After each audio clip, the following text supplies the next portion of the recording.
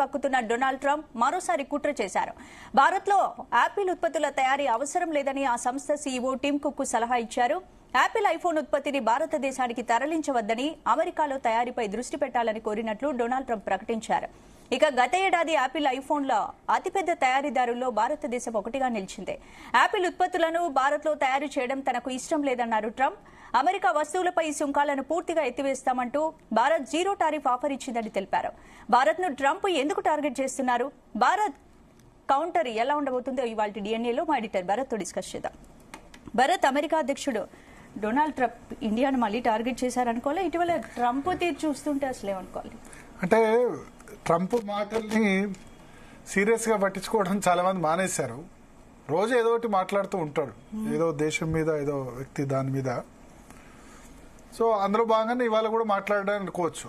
అంటే ట్రంప్ మాట్లాడినంత మాత్రాన ఇప్పుడు ఆపిల్ ఐఫోన్స్ మ్యానుఫ్యాక్చరింగ్ ఇక్కడ నుంచి మానేస్తుందని మనం అనుకోలేదు. ఎందుకంటే ఒకటి, వాళ్ళు చైనా నుంచి ఇండియాలో 90% ఐఫోన్ ఉత్పత్తి చేయాలని అనుకుంటారు. బికాస్ ఆఫ్ ఖర్చు ఎక్కువ.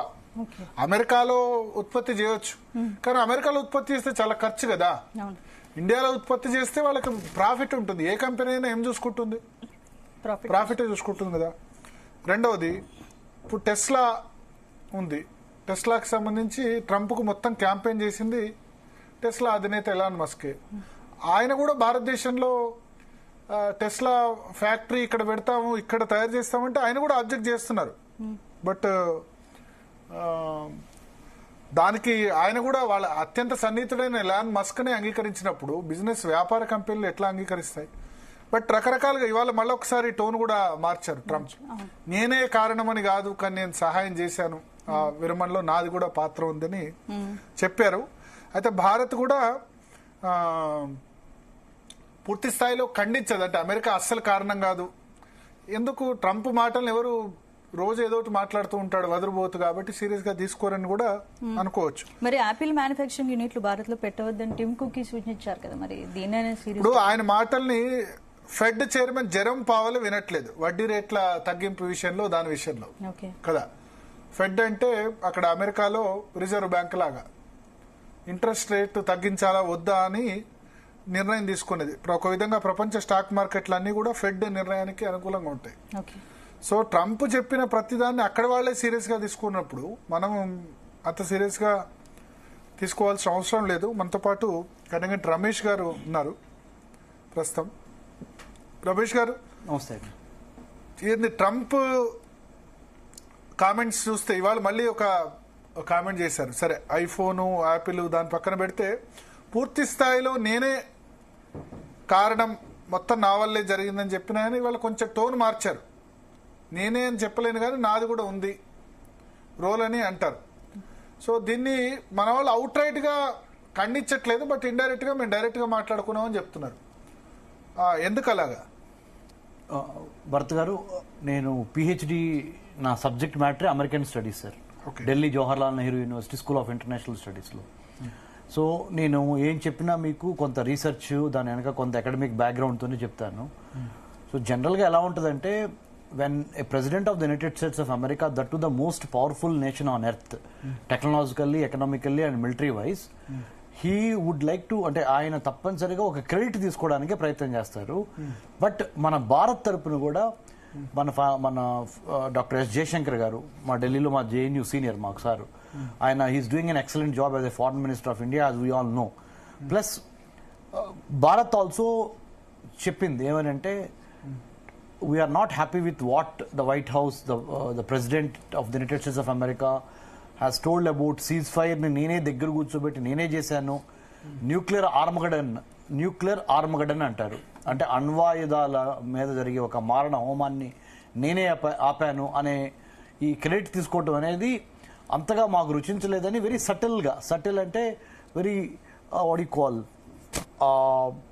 చెప్పకనే చెప్పటం లాగా మనం వాళ్ళకి చెప్పాం.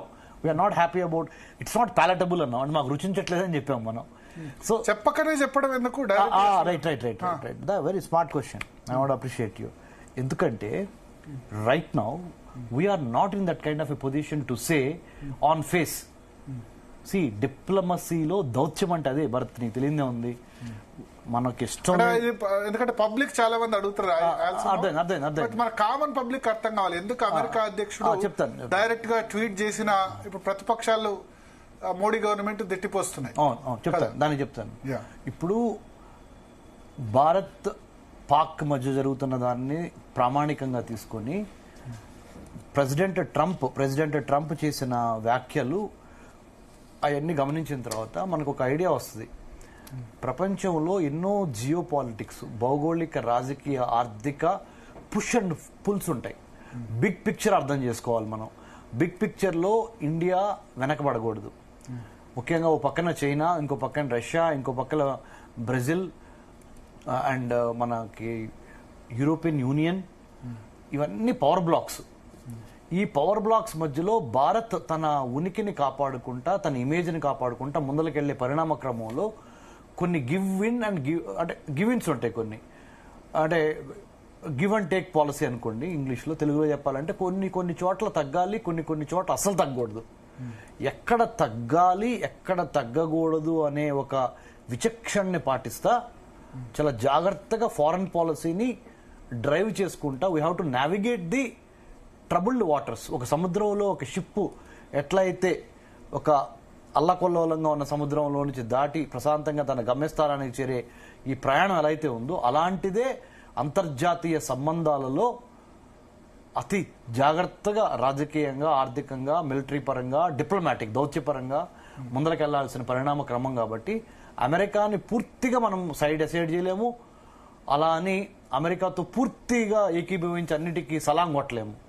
ఆ రెండింటి మధ్య బ్యాలెన్స్ మెయింటైన్ చేస్తా మనం ఎక్కడెక్కడ ఏం చేయాలో చేసుకుంటా వెళ్లటమే రాజనీతి, అదే దౌత్య నీతి. Okay, so that's what. అంటే there are no permanent friends and no permanent enemies in international relations. Interest of that particular national interest is the permanent factor that every prime minister of India or the president of India will have to take into consideration. So ఇవాళ Trump స్వరం మార్చడం వెనుక ఏమన్నా మన role ఉందా? మనం ఇట్లా మాట్లాడడం, మన అసంతృప్తి చెప్పడం 100% ఉంది. ఎలానే చెప్తాను అంటే I'm not unnecessary claiming the victory. ఎందుకంటే ప్రపంచ రాజకీయాల్లో ముఖ్యంగా అమెరికా ఎలా చూసిద్దంటే there is no free lunch. అమెరికాలో ఒక నానుడు ఉందండి భరత్ గారు, ఫ్రీ లంచ్ ఏమీ లేదు, నథింగ్ ఫ్రీ. ముఖ్యంగా భారత్ లాంటి అతి పెద్ద మార్కెట్, స్ట్రాటజిక్ గా, వ్యూహాత్మకంగా, మిలిటరీ పరంగా ఇండియన్ ఓషన్, పసిఫిక్ ఓషన్ మధ్య మన trade 70% of the world trade goes through Indian Ocean and Pacific Ocean. So China యొక్క ఎంట్రాప్మెంట్, ఎన్లార్జ్మెంట్, ఎన్సర్కిల్మెంట్ విధానాల ద్వారా, China belt and road initiative ద్వారా, చైనా పాకిస్తాన్ ఎకనామిక్ కారిడార్ ద్వారా, Chinese influence in Africa, Chinese influence in Latin America, Chinese influence in eastern Europe and European union as such, Chinese products dependency and exports from China to United States of America, ఇవన్నీ దృష్టిలో పెట్టుకొని America ఏం చేసిందంటే భారత్ లాంటి ఒక దేశానికి సంబంధించి చాలా అవసరం ఉంది, భారతదేశం యొక్క సపోర్ట్ చాలా కావాలి. కాబట్టి భారత్ ఆల్రెడీ కొంత ఇప్పుడు ఒక వార్ జోన్ టైప్లో ఉన్న ఈ పరిస్థితి నుంచి తప్పనిసరిగా భారత్ని మనము వదులుకోకూడదు. ఎందుకంటే వ్యూహాత్మకంగా, అంటే మిలిటరీ పరంగా, ఫినాన్షియల్గా లార్జెస్ట్, ఇప్పుడు right now we are the 5th largest economy in the world. Very soon we'll be the 3rd largest economy. So having known this fact, Americans would never spoil the show. Americans would love to have a very good solid relationship with India because China is already వాళ్ళకి ఒక పెద్ద threat economically, if not militarily also it's a big threat. But economic trade వార్లో చాలా ఇదిగా ఉంది కదా, already డెఫిసిట్లో ఉన్నారు కదా ఎవరు, అమెరికన్స్. అమెరికాకి చైనాకి మధ్య జరుగుతున్న ఇంపోర్ట్ ఎక్స్పోర్ట్స్ చూసుకుంటే Americans are importing more from China. దాని మూలంగా ఫారెన్ రిజర్వ్స్ ఏవైతే ఉన్నాయో అవి ఎక్కువ చైనాకి చెల్లించాల్సి వస్తుంది, డాలర్స్. సో ఆ ట్రేడ్ ఇంబ్యాలెన్స్ ని కరెక్ట్ చేయడం కోసమే టారిఫ్స్ ని పెట్టి, ఆ టారిఫ్స్ లో 147% చైనా మీద కొట్టింది ఎవరు, అమెరికానే. ఎందుకంటే అది బ్యాలెన్స్ చేయాలి అని.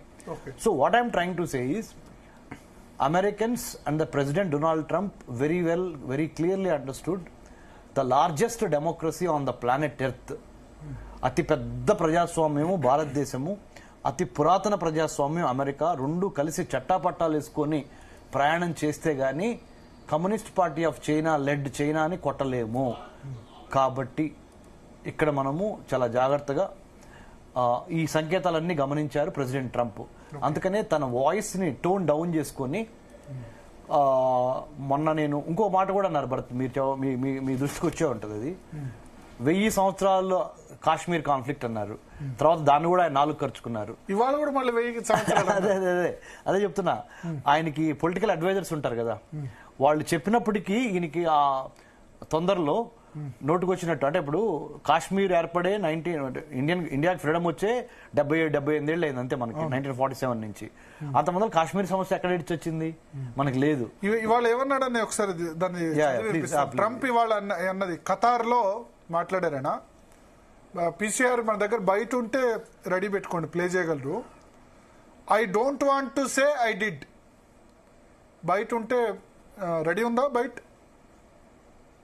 బయట ఉంటే ట్రంప్ బయట ఉంటే రెడీ చేయగలరు. I don't want to say I did అంటే నేనే చేశానని నేను చెప్పను, but I sure as helped settle the problem between Pakistan and India last week, which was getting more and more hostile, and all of a sudden you will start seeing missiles of a different type and we got it settled. అంటే నేనే మొత్తం చేశానని చెప్పను కానీ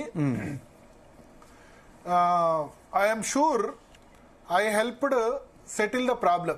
ఆ problem settle ఎందుకు చేశాను, sudden గా ఒకళ్ళకోళ్ళు మిసైల్ విసురుకున్నారు.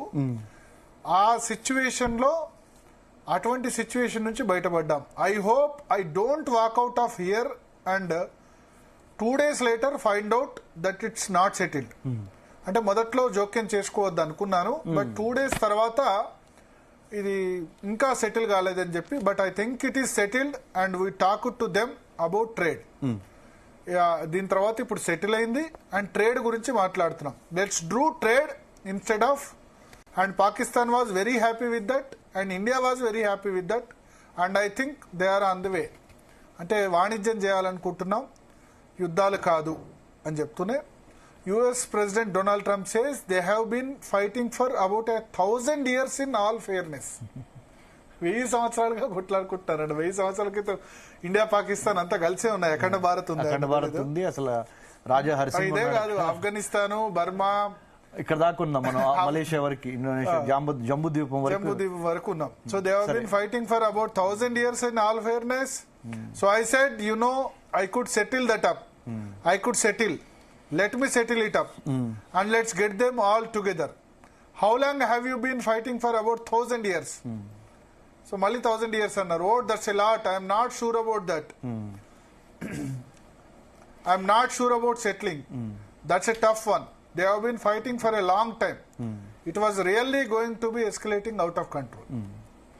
So మళ్ళీ 1000 years అని చెప్పొచ్చు. దీన్ని బట్టి ట్రంప్ కు అవగాహన లేదు అని. అంటే ఒక దాన్ని ఏమంటారంటే మెటాఫోరికల్ గా, మెటాఫోరిక్ అంటే తెలుగులో మేడం వాట్ యు సే ఏమంటారు భరత్ గారు? మెటాఫోరిక్ అంటే ఒక అవగాహన లేకుండా, ఒక సందేశాత్మక, గుణాత్మకంగా something you know.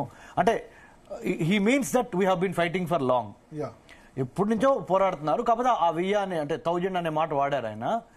So anyways right now he understood that we are not happy with what he has said. It is not palatable to Indians. సగటు భారతీయుడికి అది రుచించలేదు.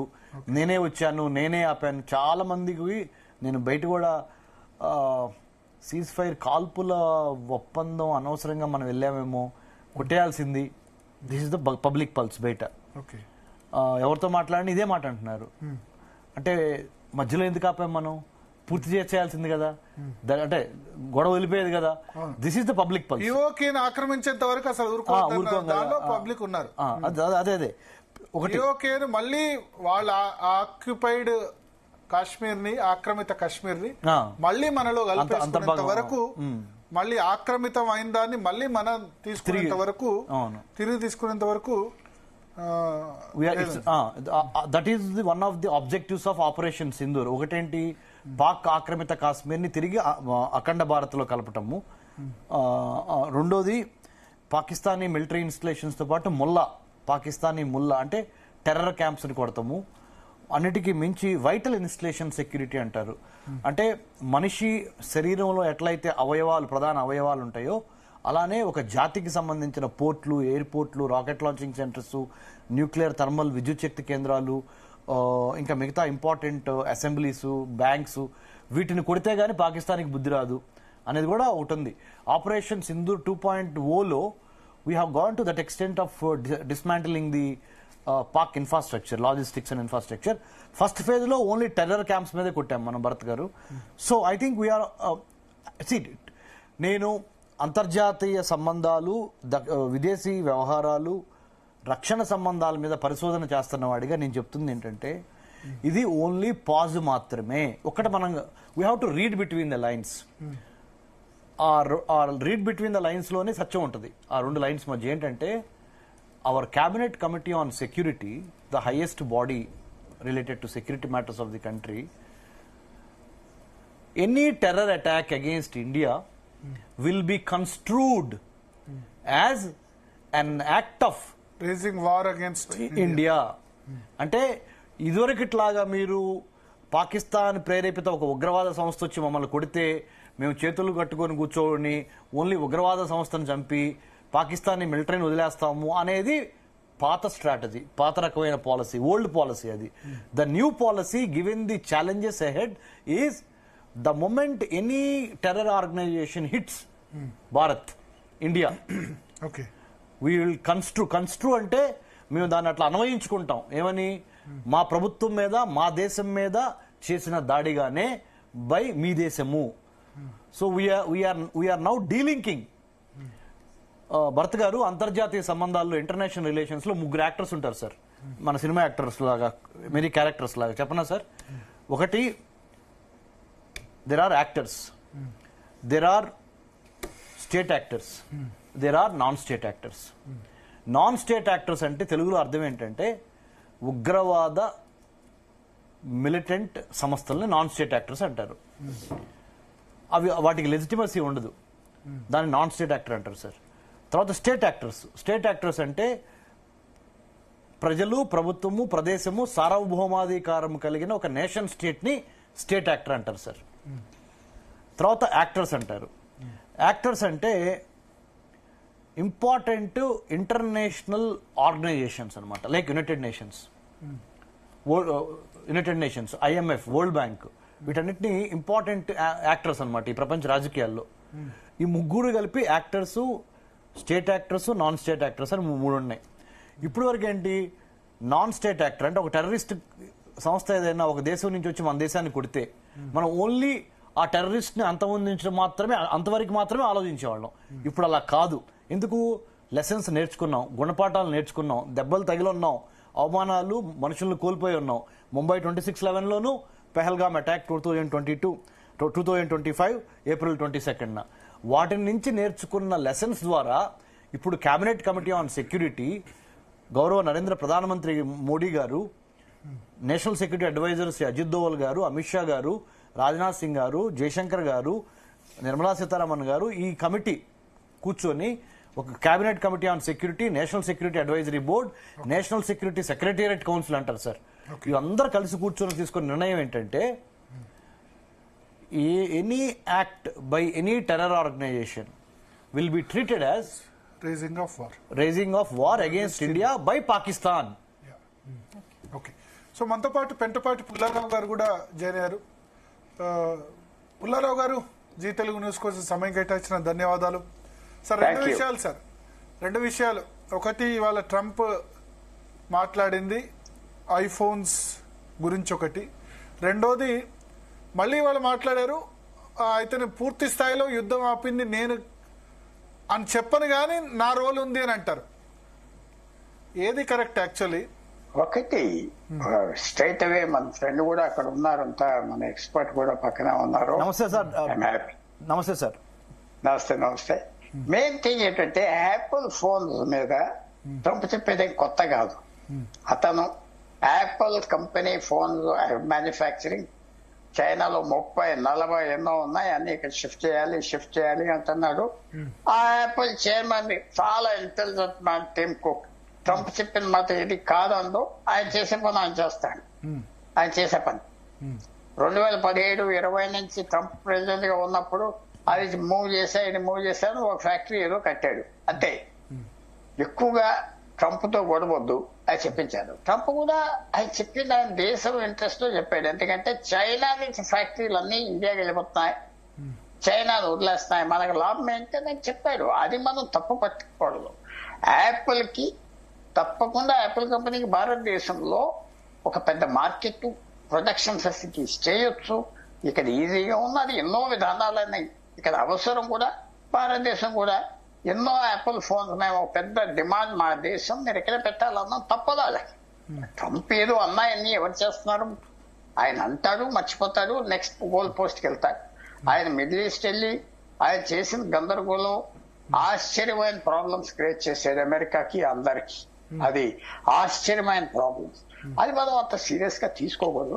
మన ప్రభుత్వం కూడా చాలా కరెక్ట్ రెస్పాండ్ అవ్వద్దు.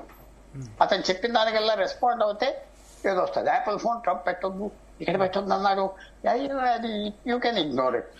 ఆర్థిక వ్యవస్థ కలిసి వస్తే యాపిల్ ఇక్కడ పెడతారు, లేకపోతే ఎందుకు పెడతారు వాళ్ళు యాపిల్ ఫ్యాక్టరీ ఇంగ్లాండ్ లో పెడతలేదే, పోనీ కాంగోలో పెట్టలేదు, సౌత్ ఆఫ్రికాలో పెట్టలేదు. యాపిల్ కి అన్ని తెలుసు, ఇక్కడ మ్యాన్ పవర్ ఉన్నది, ఇక్కడ టెక్నికల్ ఎబిలిటీస్ ఉన్నాయి. సో తప్పకుండా అది మనం సీరియస్ గా తీసుకోకూడదు. ప్రతి మాట ట్రంప్ చెప్పింది మనం సీరియస్ గా తీసుకుంటే అతనే ఎజెండా సెట్ చేస్తాడు ఇంత పెద్ద దేశానికి. అలాగే యుక్రెయిన్ మీద ఎంత అన్నాడు, యూరోప్ మీద ఎంత అన్నాడు, రష్యా మీద ఎంత అన్నాడు, చైనా మీద ఎంత అన్నాడు. మాటికి చైనా తిడుతున్నాడు, కానీ చైనా నాకు బెస్ట్ ఫ్రెండ్ ఇది అంటాడు. అవన్నీ మనం కొద్దిగా అతని ప్రవర్తన చూసాం. అన్నిటికంటే మీకు తెలిసిన విషయం, ఆయన పాలిటిక్స్ కి రాకముందు 15-20 సంవత్సరాలు ఒక మీడియా స్టార్, ఒక యాంకర్ చేసేవాడు, ఒక పెద్ద రియాలిటీ షో. ప్రతి విషయం మాట్లాడిందంతా టెలివిజన్ కి అడ్రస్ చేస్తాడు ఆయన. సో అది మనం అంత సీరియస్ గా తీసుకుని ట్రంప్ మనకి వ్యతిరేకమా, మనకి ఫోరా, నా ఫ్రెండ్ అది కరెక్ట్ కాదు. మెచ్యూర్ గా పోవాలి, అది దాని మీద లేదు. రెండో విషయం, ఆయన అంటాడు ఈవేళ అసలు ఆయన యుక్రెయిన్ టర్కీ వెళ్తున్నాను అన్నాడు. వెళ్ళేదో లేదో నాకు ఇంకా తెలియదు, వెళ్ళి ఉండదు అనుకుంటున్నా. పుతిన్ వచ్చేదో లేదో ఇంకా నేను చూడలేదు. ఎక్కడ వచ్చినా నేను వస్తా. ఈవేళ Russian Putin and Ukraine Zelensky కలవాలి, నేను వస్తానంటున్నాడు. ఎవరు ట్రంప్. నేను వస్తే సెటిల్ చేస్తాను, మిడిల్ ఈస్ట్ అంతా సెటిల్ చేసేస్తాను. ఇవన్నీ మామూలే. ఆయనంతా నేను చేశాను, నేను మధ్యవర్తనం చేసామంటే ఆయన మినిస్టర్ మాట్లాడారు కదా. జైశంకర్ ఏం చేశాడు, ఎప్పుడైతే పాకిస్తాన్ యుద్ధాన్ని ఆ ఫస్ట్ డే ఇన్సిడెంట్ అవ్వాక Indian army, Indian air force ఆ 9 సైట్లు ఏమో బాంబ్ చేశాక మేము ఊరుకుంటున్నామని చెప్పారు, తగ్గిపోమంటే పాకిస్తాన్ తగ్గలేదు, పాకిస్తాన్ పెంచింది. అప్పుడు వాళ్ళ ఈ ఫారెన్ మినిస్టర్స్ తో మాట్లాడారు కదా, రష్యన్ ఫారెన్ మినిస్టర్ తో మాట్లాడారు, అమెరికన్ ఫారెన్ మినిస్టర్ తో మాట్లాడారు. అజిత్ డోవల్ ఆయన కౌంటర్ పార్ట్, అమెరికాలో నేషనల్ సెక్యూరిటీ అడ్వైజర్, ఆయన కూడా అప్పుడు ఫారెన్ మినిస్టర్, అమెరికా 2 ఉద్యోగాలు ఉన్నాయి, ఆయనతో మాట్లాడారు. సో నేచురల్ గా ట్రంప్ ఇదంతా జరిగింది. వ్యాన్స్ తో మాట్లాడారు, వైస్ ప్రెసిడెంట్ ఆయన ఇండియాలో ఉన్నారు. నేచురల్ గా నా మనుషులతో మాట్లాడారు, నా మనుషుల వల్ల వచ్చిందని చెప్పారు. అది పెద్ద ఇష్యూగా మనం తీసుకోకర్లేదు. మన ప్రభుత్వం వెంటనే చెప్పింది, మేము పాకిస్తాన్ తో మాట్లాడేది, 3వ దేశంతో మాట్లాడడం పెద్ద రకం ఎవరిది అక్కర్లేదని వెంటనే అన్నారు. ఇక దానికంటే ఏమనాలి. అమెరికా రోల్ లేదని చెప్పగలమా, పూర్తిగా లేదని చెప్పగలమా? లేదు, చెప్పలేము. తప్పకుండా ఒకటి మన ఫ్రెండ్ లేదంటాడు. నేను ఏమంటానంటే, ఎవరైనా ఒక మాట సాయం చేసినా, ఇన్వాల్వ్మెంట్ విన్నా, ఏదో ప్రాబ్లం నాకు చెప్పాను, నేను విని ఏదో సలహా ఇచ్చా, ఎవరికో చెప్పాను, తప్పకుండా వాళ్ళు పాకిస్తాన్ అది నార్మల్ దౌత్యం మార్గాలు, దౌత్య పద్ధతి. ఎక్స్చేంజ్ చేసుకుంటారు, అన్ని దేశాలకి చెప్తారు, రేపు మళ్ళీ మాకెందుకు చెప్పలేదు అంటారు. సో అంతవరకే గాని తర్వాత ఇండియా గవర్నమెంట్ ఏమి ఇన్సిస్ట్ చేశారు, వాళ్ళు మాకు ఫోన్ చేయాలి, ఫోన్ చేసి ఆపుతామండి, మీరు ఆపండి అని చెప్తే మేము చేస్తా ఉన్నారు. చక్కటి కండిషన్ పెట్టారు. ఆ కండిషన్ వాళ్ళే ఫోన్ చేశారు 3:30కి శుక్రవారం అనుకుంటా. మిలిటరీ ఆపరేషన్ ఫోన్ చేశారు.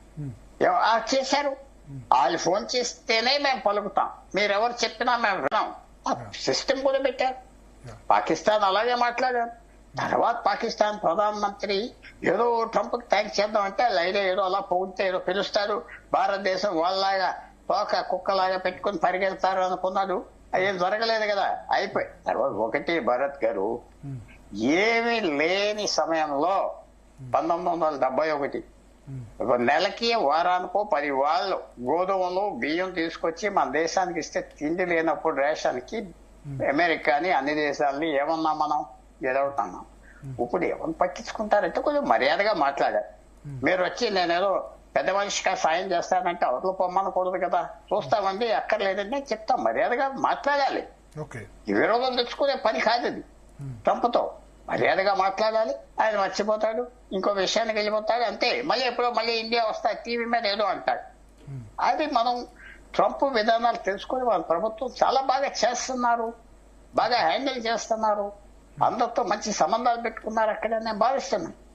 చాలా క్లియర్ గా నాకు ఆ రిమార్క్స్, ట్రంప్ రిమార్క్స్ కూడా, యాపిల్ ఏదో ఫ్యాక్టరీలు పెట్టేస్తుంది భారతదేశంలో, ఇక్కడ రావాల్సిన ఇక్కడికి వస్తే నాకు పేరు వస్తా ఏదో అనుకుంటున్నాగా. యాపిల్ అతని మాట వింటారా? అతను యాపిల్ చైర్మన్, అది స్ట్రాటజిస్టా?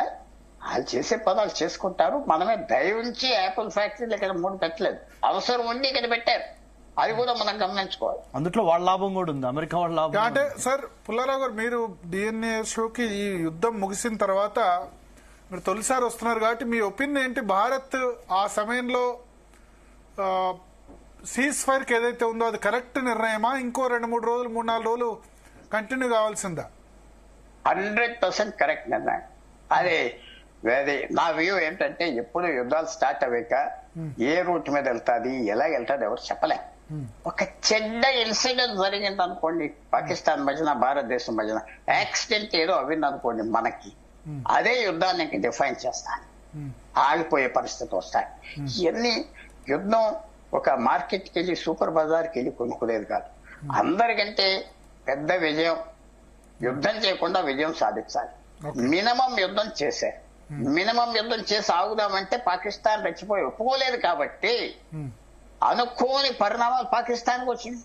అన్నిటికంటే ముఖ్యం ఆ ఇండస్ నీరు 78 సంవత్సరాలు డిస్కషన్ లో లేనప్పుడు డిస్కషన్ లో వచ్చేసింది కదా.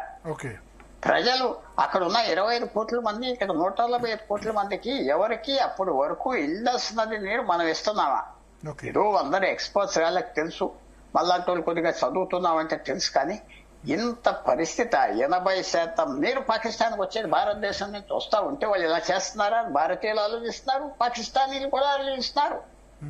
సో ఈ పరిణామాలు అనేది యుద్ధంతో చాలా మంది అంటారు ఇంకో 2 రోజులు వెళ్ళి పిఓకే తీసేసుకోవాలి. అవన్నీ అవే పనులు కాదు. మిత్రులు మన పక్కన మళ్ళీ మనం స్వాధీనం చేసుకోవడం సాధ్యమయ్యే పని కాదా? ఫ్యూచర్ మనం ఎవరు చెప్పలేరు. ఫ్యూచర్ లో ఏవైనా అవ్వచ్చు. ఒక ఉదాహరణ ఇస్తున్నా. కుర్ద్ అనే కమ్యూనిటీ ఉన్నది. కుర్ద్స్ వాళ్ళు టర్కీలో ఉన్నారు, సిరియాలో ఉన్నారు, ఇరాక్ లో ఉన్నారు, ఇరాన్ లో ఉన్నారు, అన్ని ఆ బోర్డర్ ఏరియాలో. 75 సంవత్సరాలు 100 సంవత్సరాలు బట్టి యుద్ధం చేస్తే వాళ్ళకి ఏం రాలేదు.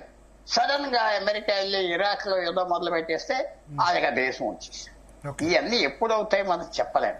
ఎదురు చూస్తున్నా, చేయాలనుకుంటున్నా, కానీ కాస్ట్ ఎఫెక్టివ్ గా చేయాలి కదా.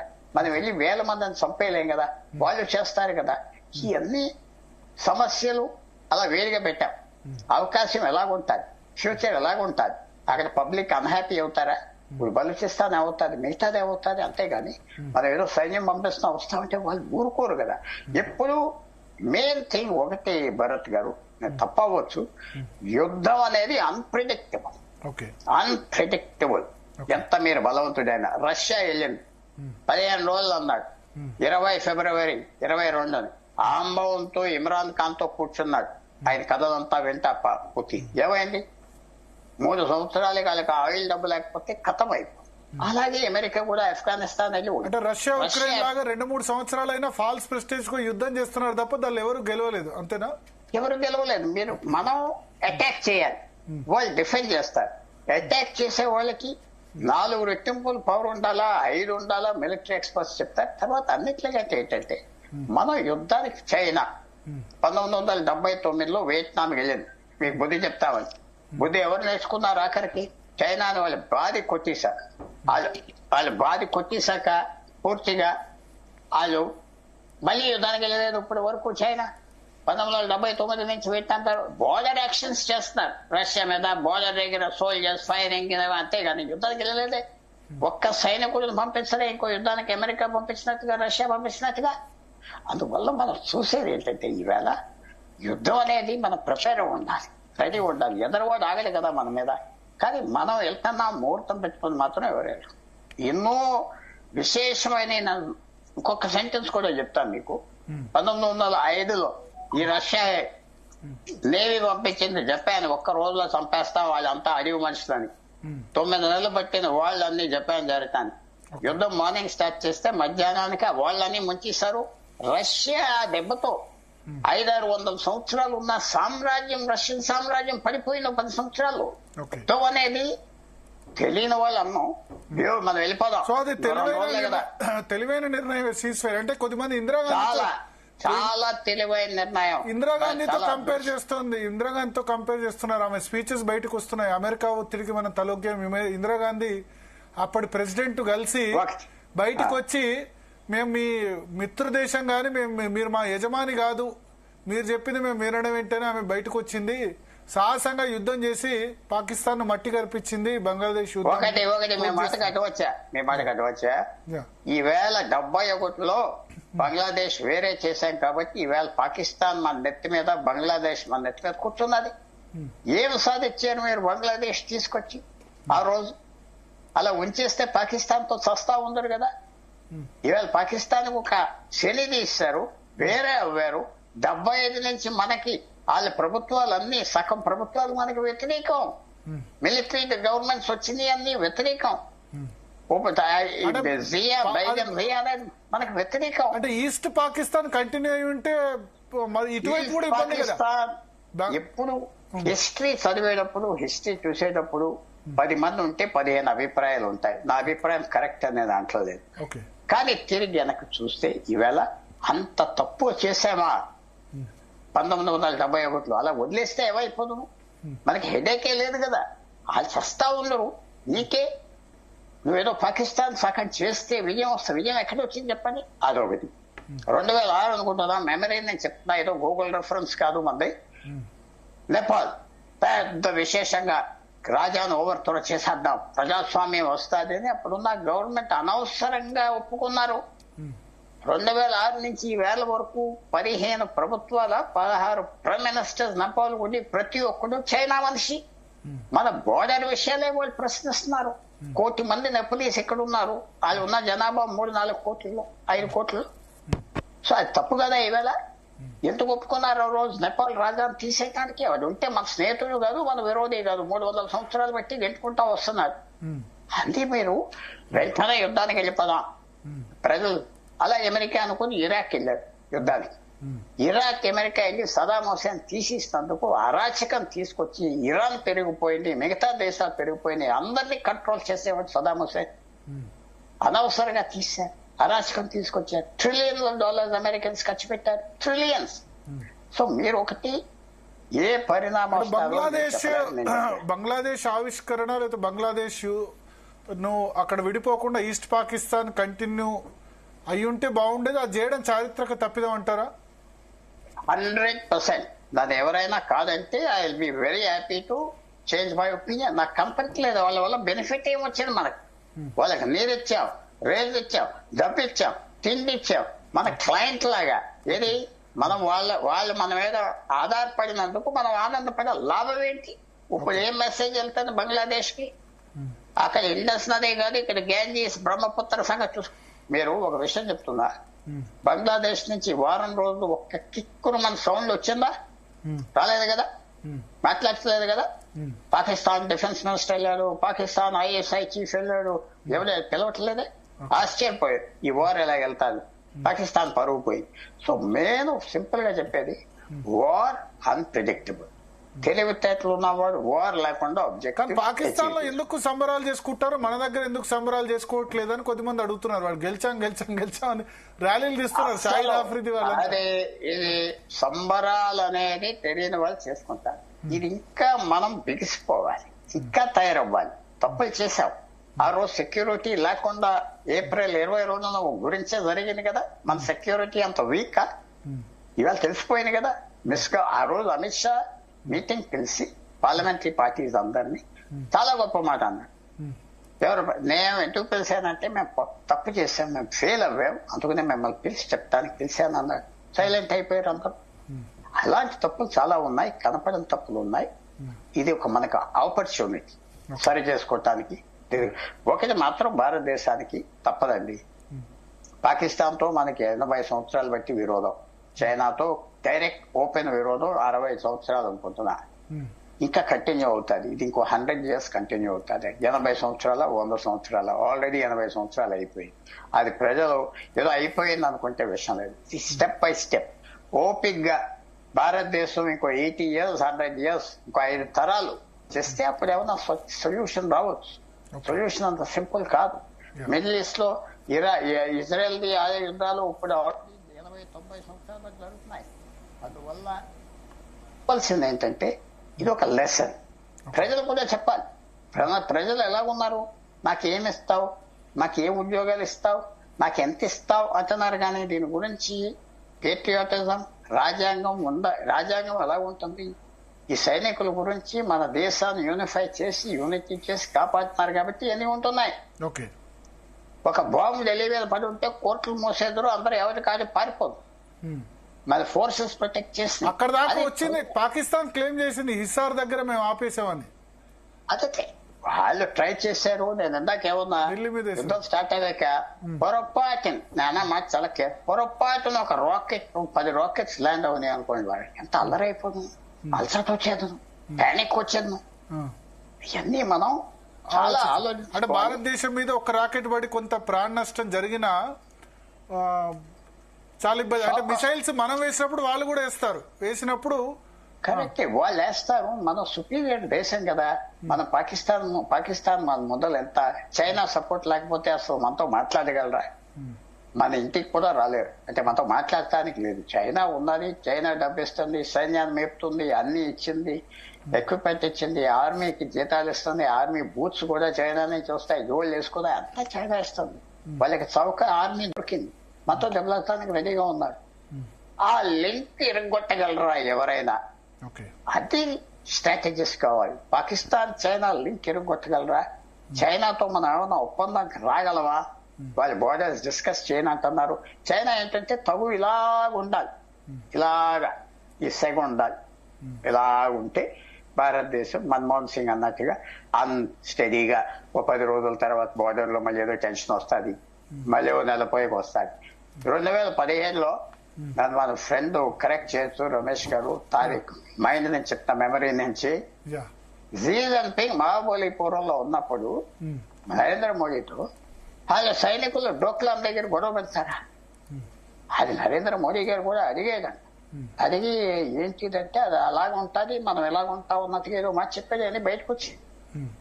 చైనాకి పేషెన్స్, రెవెన్స్ అన్నీ ఉన్నాయి, మెమరీ. జీ జిన్పింగ్ వెళ్ళిపోయినా వాళ్ళ తర్వాత వచ్చేవాళ్ళు కూడా ఇదే ఆలోచిస్తారు. ఇదంతా రికార్డ్, వాళ్ళ హిస్టరీ, వాళ్ళ తత్వం. సో భారతదేశం 100 year ఫైట్ కి, బ్యాటిల్ కి రెడీగా ఉన్నదా, ఉంటుందా? మనలో మనం దెబ్బలాడతావా? మనలో మనం ఈ చిల్లర విషయాలు మనం సరే నీ హక్కు నువ్వు తీసుకో, కానీ ఇంకో కన్ను దేశభక్తి, దేశ యూనిటీ మీద చూస్తావా? అది మీరే చెప్పాలి. మన ప్రజలు ఎలాంటి వాళ్ళు? ఒకసారి రమేష్ గారిని అడుగుదా. రమేష్ గారు, బంగ్లాదేశ్ వార్ అన్నది జరిపి దాన్ని అజీజ్ తప్పు చేశామంటారు, అంగీకరిస్తారా దాంతో? సార్ ఇప్పుడు with all respect to doctor Pentapati Pullarao sir, very distinguished panelist, అంటే I have a different take on it. జనరల్గా జరిగిపోయిన హిస్టరీ మీద కామెంట్ మనం చేస్తే ఇప్పుడున్న కాంటెక్స్ట్ టెక్స్ట్ వేరు, అప్పుడున్న కాంటెక్స్ట్ అప్పుడు టెక్స్ట్ వేరు. ఓకే. సో ఆ రోజున ఆ విజయం మనకి మోరల్ బూస్టింగ్ ఇచ్చి ఉండొచ్చు. కొన్ని విజయాలు మనకి ఆర్థికంగా కలిసి రాకపోయినా మన మొరల్ బూస్టింగ్ కానీ, ప్రపంచంలో మన ఇమేజ్కి కానీ, లేకపోతే స్టెబిలిటీకి కానీ హెల్ప్ అవుతూ ఉండొచ్చు. అంటే ఒక్కోసారి దర్ ఇస్ ఎ సేయింగ్ అనమాట in English, you might as well lose the battle but you got to win the war అని. Okay. So I'm not disagreeing with what Dr. Pentapati Pullarao sir told. My point of opinion is, ఏ తరానికి సంబంధించి ఆ తరములో ఆ text కి ఆ context కి తగ్గట్టుగా నిర్ణయాలు తీసుకుంటాము.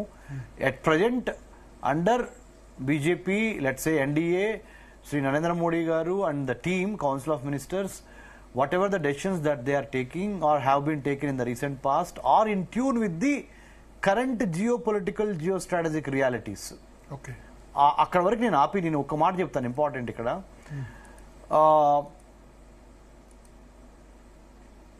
ఇంటర్నేషనల్ రిలేషన్స్లో జనరల్గా ఇలాంటి ఇండో పాక్ బైలాటరల్ రిలేషన్స్లో కానీ మనము ఒకటి ఇంపార్టెంట్, ఐ థింక్ ఇక్కడ this is where I want to pick up sir's brains. Doctor Pullarao sir, మీరు ఒకసారి ఆలోచించండి సార్. ఇది పాకిస్తాన్ని నిర్వీర్యం చేయగలిగితే మనము మన తెలివితేటల ద్వారా కానీ, మన శక్తి ద్వారా కానీ, మన దౌత్య రాజకీయ సైనికపరమైన సైబర్ ఆల్సో మ్యారిటైమ్ పరంగా అన్ని రకాలుగా పాకిస్తాన్ని నిర్వీర్యం చేయగలిగితే, పాకిస్తాన్ నుంచి ఏమి అడ్వాంటేజ్ అయితే పొంది చైనా స్నేహం చేస్తుందో దాన్ని గనక పాకిస్తాన్ నుంచి మనం దూరం చేయగలిగితే, పాకిస్తాన్ యొక్క బెనిఫిట్ని towards China, automatically China will drop Pakistan. ఏం బెనిఫిట్ చేస్తుంది పాకిస్తాన్? చాలా చేస్తుంది, చెప్తాను. ఇప్పుడు అవకాశం ఇచ్చారు కదా, thank you. China Pakistan economic corridor ద్వారా చైనా అదే గనక గల్ఫ్ కంట్రీస్ నుంచి ఆయిల్, న్యాచురల్ గ్యాస్ రిజర్వ్స్ తీసుకొని అరేబియా సీలో నుంచి, తర్వాత బే ఆఫ్ బెంగాల్లో నుంచి, ఇండియన్ ఓషన్ ద్వారా, మలక్కా స్ట్రైట్స్ ద్వారా, ఇండోనేషియా మలేషియా మధ్యనున్న ఆ సింగపూర్ ఆ మధ్యనున్న మలక్కా స్ట్రైట్స్ ద్వారా చైనా వరకు వెళ్తానికి భరత్ గారు మనం కాదు, చైనా అక్కడి నుంచి ఇంపోర్ట్ చేసుకుంటుంది ఆయిల్ ని. 12 పర్మిషన్ మనం ఇస్తే అది కాదు సార్, 12,300 కిలోమీటర్లు ఇది ఈ విస్తీర్ణం. ఇది let's say China Pakistan economic corridor. కాదండి గల్ఫ్ కంట్రీస్ నుంచి సముద్ర మార్గం ద్వారా చైనాకి రీచ్ అవటానికి 12,300 కిలోమీటర్లు షిప్పింగ్ అన్నమాట. అదే గనక ఇప్పుడు పాకిస్తాన్తో ఎందుకు చెలిమి చేస్తుంది? China Pakistan economic corridor build చేయడం ద్వారా పాకిస్తాన్ భూభాగాన్ని ఉపయోగించుకొని చైనా అదే 12,300 కిలోమీటర్లని ఓన్లీ 2,300 కిలోమీటర్లకి కుదించుకుంది. 10,000 కిలోమీటర్స్ సేవ్ చేసుకుంది చైనా, మనీని కానీ, టైంని కానీ, షిప్పింగ్ని కానీ. ఆ 2,300 కిలోమీటర్లు కుదించుకుంది కదా జర్నీని, తద్వారా లాభపడుతుంది చైనా పాకిస్తాన్ ద్వారా, ఈ చైనా పాకిస్తాన్ ఎకనామిక్ కారిడార్ని ఉపయోగించుకొని. అలాంటి స్ట్రాటజిక్ అంశాల మీద we have to study, we have to apply our mind. Where is the value for China vis-a-vis Pakistan? ఆ పాకిస్తాన్ కున్న ఆ వాల్యూని గనక మనం తగ్గించగలిగితే చైనా దృష్టి ద్వారా, చైనా యొక్క దృష్టిలో ఆటోమేటిక్ గా the way Americans have dumped Pakistanis, Chinese will dump Pakistan once there is no value in it. దాన్ని మనం ఎట్లా చేయగలం? రైట్, మంచి ప్రశ్న అడిగారు. ఎలా చేయగలము అంటే, పాకిస్తాన్ని నిర్వీర్యం చేయటం ఒక స్ట్రాటజీ అయితే, భారత్ యొక్క ప్రాముఖ్యత చైనా దృష్టిలో పెంచుకునే విధంగా ఎలా చేయగలము? ఇదే కదా సార్. ఎకానమీ వైజ్ చూడండి, ట్రేడ్ వైజ్ చూడండి, అసలు నక్కకి నాగలోకానికి ఉన్న తేడా ఉంది. China, America are very good trade partners. మనకి పొలిటికల్ గా డిఫరెన్సెస్ ఉన్నాయి, మిలిటరీ పరంగా డిఫరెన్సెస్ ఉన్నాయి. When it comes to money is honey అనే విధంగానే ఉంది. So we have more value in terms of market economy, manufacturing. Except the political ideology, we have been democratic in nature, they are communist in their nature. ఈ రాజకీయంగా ఉన్న differences తప్పితే ఆర్థిక పరంగా ఇద్దరం కలిసి ఉంటే ఎంతో లాభం పొందొచ్చు. అంటే bearing these military borders, military tensions. So అక్కడ కనుక మనం ఏదన్నా కరెక్ట్ గా చైనాతో సింక్ అవ్వగలిగితే, మేబీ నేను మాట్లాడేది కొంత ఆదర్శవాదంగా కనిపించవచ్చు, but nothing is impossible in world politics because there are no permanent friends and permanent interest. ఒకప్పటి బద్ధ శత్రువులైన ఇరాన్, ఇజ్రాయిల్, ఒకప్పటి మంచి మిత్రులైన ఇరాన్, ఇజ్రాయిల్ ఈ రోజున బద్ధ శత్రువులు.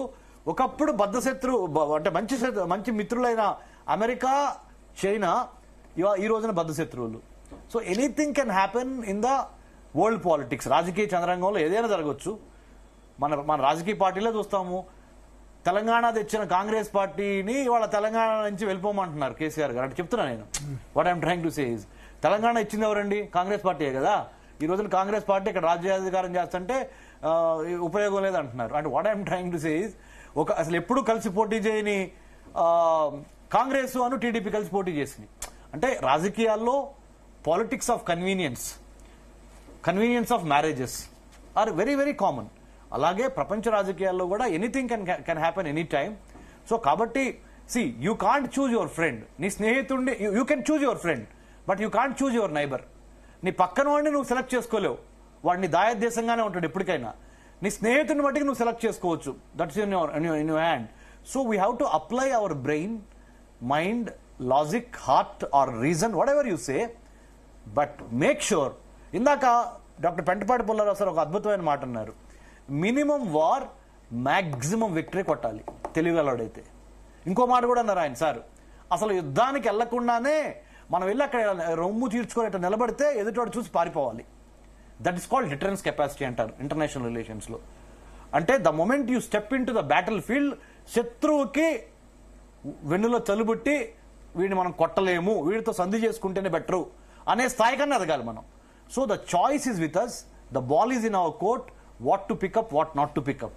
So I think given the permutations and combinations in the international relations, we got to navigate the troubled waters with very very tactical / operational in the immediate future, immediately, and in the long term, that is called strategic in nature. We have to have our cards ready to play. రాజకీయ చదరంగంలో ఎన్ని మనము అన్వేల్ చేసుకొని చాలా జాగ్రత్తగా ముందలకు వెళ్తా, అసలు పాకిస్తాన్ మీద ప్రేమ ఎందుకు చైనాకి అనే దాని మీద స్టడీ చేసి దాన్ని డౌన్ చేస్తూ స్టార్ట్ చేస్తే ఆటోమేటిక్ గా ప్రేమ పోతుంది. సో ఒక బ్రేకింగ్ అంతుంది మన రక్షణ శాఖ వర్గాలకు సంబంధించి, బ్రహ్మాస్ దెబ్బకి పాకిస్తాన్ మొన్న దిగొచ్చింది. పూర్తి వివరాలు వెల్లడవుతున్నాయి. మొత్తం 12 బ్రహ్మాస్ క్షిపణుల్ని మన వాళ్ళు వదిలేరట. ఫస్ట్ టైం మన బ్రహ్మాస్ క్షిపణుల్ని వదలడం. ఈ 12లో 12 పాకిస్తానీ ఎయిర్ బేస్ లో 11 చోట్ల కొట్టాం మనం. టోటల్ గా 11 చోట్ల ఏకంగా. సో బ్రహ్మా క్షిపణుల దెబ్బకు పాకిస్తాన్ తోక ముడిచి యుఎస్ తో గాని ఇతరులతో మాట్లాడి ఆ రోజు సాయంత్రం 3:30 గంటలకి DGMO director general military operations, Bharat director general military operations కు కాల్ చేయడానికి సిద్ధమైంది. ఆ రోజు మొత్తం 12 బ్రహ్మా క్షిపణులు వదిలితే 11 చోట్ల ఎయిర్ బేస్లు దెబ్బతింది. దాంతో బ్రహ్మాస్ దాటికి పాలు పోక భారత్ కాళ్ల మీద పాకిస్తాన్ పడింది. బ్రహ్మాస్ పాకిస్తాన్ ఆర్మీకి ప్రభుత్వానికి ఇద్దరికి కూడా నిద్ర లేకుండా చేసిన పరిస్థితి మనకు కనిపిస్తోంది. ఇంకా కొన్ని ఇంట్రెస్టింగ్ డీటెయిల్ తెలిసాయి. అంటే ఇప్పుడు మనం డిఎన్ఏలో ఉండగానే ఒకటి,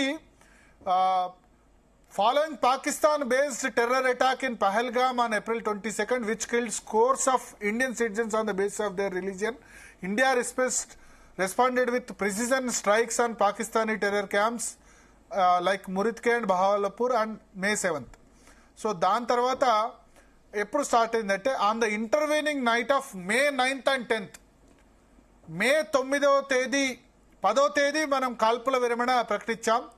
9వ తేదీ 10వ తేదీ రాత్రి the Indian air force with active support of other forces struck 11 out of 12 Pakistani air bases spanning the length and breadth of the country.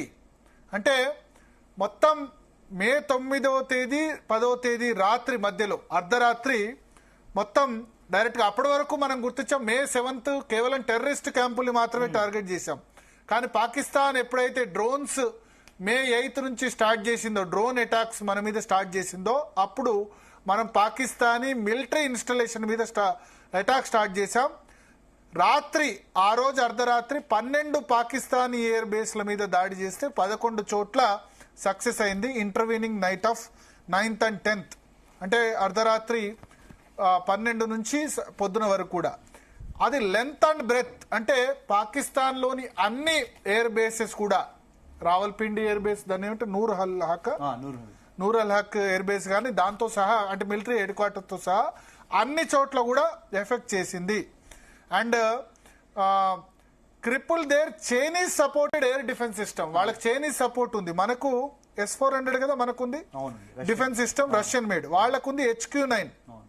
So air defence system ను కూడా పూర్తిగా మట్టుబెట్టింది. దానికి ఏ విధంగా చేశారు కూడా చేశారు. The missiles that led to the most destruction of the Pakistani airfields were caused by the BrahMos supersonic cruise missiles.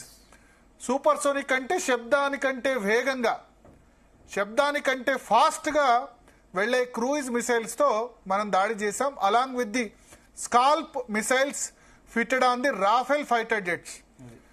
Brahma's air క్షిపణులే కాకుండా రాఫెల్ ఫైటర్ జెట్స్ కి స్కాల్ప్ మిసైల్స్ తో మనం అటాక్ చేయడం వల్ల వాళ్ళు పూర్తిగా డిఫెన్స్ లోకి వెళ్ళిన పరిస్థితి. India had unleashed its most potent tactical weapons on adversary that was completely blind sided by the dramatic and unanticipated escalation. అంటే మనం అక్కడ దాకా వాళ్ళ మిలిటరీ టార్గెట్స్ ని టార్గెట్ చేస్తాం అనుకోలేదు. అప్పటి వరకు చిన్న చిన్న డ్రోన్లు వాళ్ళు వదులుతున్నారు. ఎంత ఆ డ్రోన్ ఖర్చు 20,000 కూడా కాదని చెప్తున్నారు. చాలా చీప్ పాలస్తీనా వాళ్ళు వాడే డ్రోన్స్ లాంటివి వాళ్ళు వాడారు. So the strikes on the air bases which required an air campaign were started first by sending dummy pilotless target aircraft. Pilotless aircraft ni dummy వాటిని మొదలు మనం పంపించాం. which were camouflaged to look like fighters on enemy radars. So pilotless aircraft ను పంపించినప్పుడు enemy radars అంటే పాకిస్తాన్ కు సంబంధించిన radars అవి నిజంగానే ఫైటర్స్ అని భావించి వాళ్ళ రాడార్ యాక్టివేట్ అయింది. Once the enemy radars and air defence network got activated to take down the Indians incoming air craft. అంటే పైలట్లెస్ ఎయిర్ క్రాఫ్ట్ వచ్చినప్పుడు వెంటనే పాకిస్తాన్ సంబంధించిన రాడార్ కానీ ఎయిర్ డిఫెన్స్ నెట్వర్క్ కానీ యాక్టివేట్ అయింది. యాక్టివేట్ అయ్యి వాటిని కూల్ చేయాలని ప్రయత్నం చేస్తుంది. అప్పుడు Indian forces launched the loitering munitions హై including the Israel made Harops targeting Pakistan air defence radars and command and control system. So ఏమంటారు, Israel made Harops to target చేశారు. The Pakistan air force mobilise its entire set of HQ-9 air defence missile system. మనది S-400 defence system Russian made అయితే HQ-9 air defence సిస్టాన్ని air defence missile సిస్టాన్ని వాళ్ళు use చేశారు. And radars to different locations and some of them were deployed at new locations but were detected after being activated. So కొత్త locations లో కూడా వాళ్ళు HQ-9 air defence missile system ని radars పెట్టినప్పుడు ఎప్పుడైతే దాని వెంటనే యాక్టివేట్ అయిన వెంటనే మనం వాటిని డిటెక్ట్ చేశాం. The Indian air force then follow up with the long range missile attacks. అంటే మొదలు డమ్మీ పైలట్లెస్ పంపించిన తర్వాత దాన్ని రాడార్స్ ఆటోమేటిక్ గా యాక్టివేట్ అవుతాయి. HQ-9 డిఫెన్స్ సిస్టమ్ కూడా యాక్టివేట్ అయింది. సో HQ-9 డిఫెన్స్ సిస్టమ్ ఎక్కడ ఉంటుందో అది వాళ్ళ మిలిటరీ ఎయిర్ బేస్ అని మన వాళ్ళు గ్రహించి అక్కడికి అప్పుడు the Indian air force then follow up with the long range missile attacks on the Pakistan air bases which include the BrahMos and the SCALP missiles. So అప్పుడు మన లాంగ్ రేంజ్ బ్రహ్మాస్ రేంజ్ ఎంత రమేష్ గారు? 1300 కిలోమీటర్లు. ఎస్, బ్రహ్మాస్ స్కాల్ప్ మిసైల్స్ లాంటి long range missiles అప్పుడు వాడారు. Around 15 BrahMos missile and scalp rampage and crystal maze missiles were launched in the offensive. So వాళ్ళ air defence missile system activate కావడంతో వాళ్ళ ఎయిర్ బేస్ ఎక్కడ ఉంది, నూర్ అల్ హక్ ఎయిర్ బేస్ ను ఎగ్జాక్ట్ గా మనం ఐడెంటిఫై చేసాం. దానికోసం డమ్మీగా పైలట్లెస్ ఎయిర్ క్రాఫ్ట్ ను పంపించాం. సో దట్ పైలట్ ఒకవేళ దానిలో ఉండుంటే పైలట్ ఏమన్నా శకలాలు పడ్డా తెలిసే, మన pilot last time Abhinandan Varthaman పట్టుకున్నట్టు. సో దాంతో మన బ్రహ్మాస్ స్కాల్ప్ మిసైల్స్ అటాక్ చేశాం. The aircraft packages for the missions were controlled mainly from the western air command and south western air command నుంచి. వెస్టర్న్ అంటే పాకిస్తాన్ వైపున్న పశ్చిమ ప్రాంతంలో సౌత్ వెస్టర్న్ ఎయిర్ కమాండ్ నుంచి దీని నుంచి మనం ప్రయోగించాం. The aerial attacks launched by Pakistan air force using land attack ballistic missiles, air launched cruise missiles and unmanned combat aircraft were mainly thwarted by the combination of Pakistan కూడా missiles fire చేసింది, ballistic missiles, air launcher cruise missiles, unmanned combat aircraft ని వాళ్ళు చేసినప్పుడు మనం దాన్ని Russian made S-400 కానీ MRSM కానీ Akash air defence missile units ద్వారా మనం దాటిని నిర్వీర్యం చేశాం. The attacks on Pakistani air bases result in the Pakistani air force shifting it's air craft to different bases in the rare. Pakistan air base లో అటాక్ చేయడం వల్ల Pakistan air force అక్కడున్న యుద్ధ విమానాలన్నిటిని కూడా డిఫరెంట్ లొకేషన్స్ కి వాళ్ళు ఇమీడియట్ గా షిఫ్ట్ చేశారు. The Pakistan air force could have lost a significant number of long endurance UAVs and on airborne early warning and combat control aircraft during a missile hit on a hangar at a Pakistani base in the Sindh area of Pakistan. So చాలా పెద్ద నష్టం జరిగేది Pakistan air force కు, hangar కు అది తగిలిందని చెప్తున్నారు. Long endurance UAVs and airborne. This is the first time that Brahma's missile system has been used in an active conflict and it showcase the immense capability of the supersonic cruise missile. So supersonic cruise missile సత్తా ఏంటో మనం చూపించిన ప్రయత్నం చేశామని చెప్తున్నారు defence officials. So మొత్తానికి దీనికి brief చేశారు, బ్రహ్మాస్ ని ఏ విధంగా వాడారు, బ్రహ్మా క్షిపణులు నిజంగా ఏ విధంగా నిద్ర లేకుండా చేశారు. ఇంకొకటి దాంతోపాటు ఒక ఇంపార్టెంట్ చెప్పారు, మిలిటరీ ఎయిర్ బేస్ రాడార్ స్టేషనే కాకుండా న్యూక్లియర్ కు సంబంధించి కూడా వాళ్ళకి ఇబ్బంది జరిగింది. Military air base radar stations తో పాటు న్యూక్లియర్ సంబంధించి కూడా ఇబ్బంది జరగడం వల్ల వెంటనే వాళ్ళు దారిలోకి వచ్చి వాళ్ళు దీన్ని ఆపమని డైరెక్టర్ జనరల్ మిలిటరీ ఆపరేషన్స్ మనకు సాయంత్రం 3:30 గంటల ప్రాంతంలో ఫోన్ చేసి వాళ్ళు రిక్వెస్ట్ చేయడం జరిగింది. అంతకుముందు ట్రంప్స్ తో టాక్స్ జరిగాయి, ట్రంప్స్ తో వాళ్ళతో చర్చలు జరిగాయి.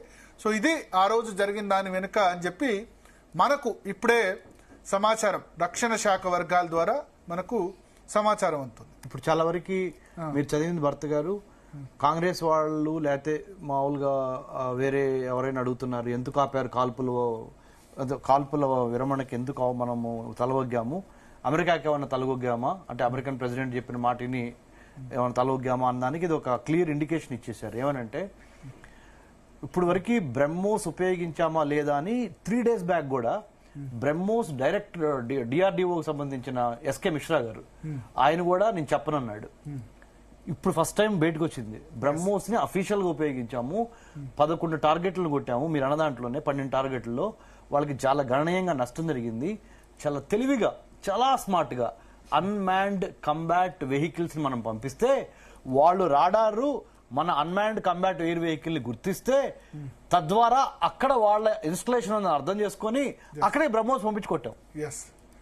సో పాము బయటకు వచ్చే విధంగా పొట్టలోంచి పాము అంటే మన వైపు ప్రాణ నష్టం జరగకుండా చాలా తెలివిగా మనం ఈ అన్మాన్డ్ ఏరియల్ వెహికల్స్ ని షీల్డ్ గా వాడుకొని వెళ్ళి the moment our unmanned aerial vehicle is killed or destroyed by the Pakistani air force, then we understood there is this Pakistan air base నుంచి వచ్చి కొట్టారు కాబట్టి ఆ లైన్ ఫాలో అయ్యి మన సుఖోయ్ బ్రహ్మోస్ ద్వారా వెళ్ళి కొట్టాం. ఇక్కడ 2 things భరత్ గారు, ఒకటేమో S-400 ద్వారానేమో వాళ్ళు మన మీదకి వదిలిన ఎయిర్ మిసైల్స్ ని డిఫెన్స్ చేసాం, వాటిని నిర్వీర్యం చేసాం మన S-400 మిసైల్స్ ద్వారా, S-400 యాంటీ మిసైల్స్ ద్వారా.